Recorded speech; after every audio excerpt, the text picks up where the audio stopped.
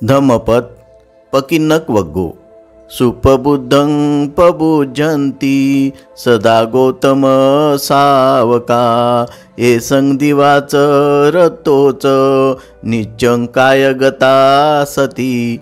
ज्यांना रात्रंदिवस नित्य कायगत स्मृती असते ते गौतम शिष्य नेहमी उत्तम बोध पाहून जागृत राहतात।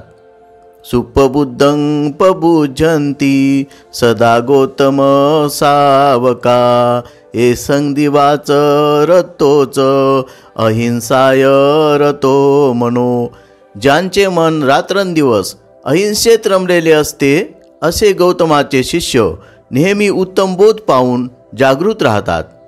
सुपबुद्धं पबुजन्ति सदा गौतम सावका ये संदिवाच रतोच भावनाय रतो मनो।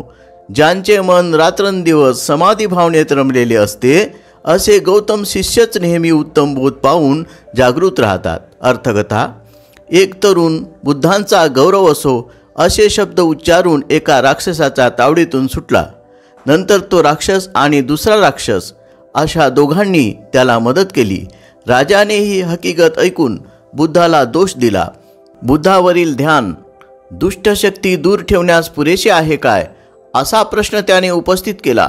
तेव्हा बुद्धांनी वरील गाथा उच्चारल्या।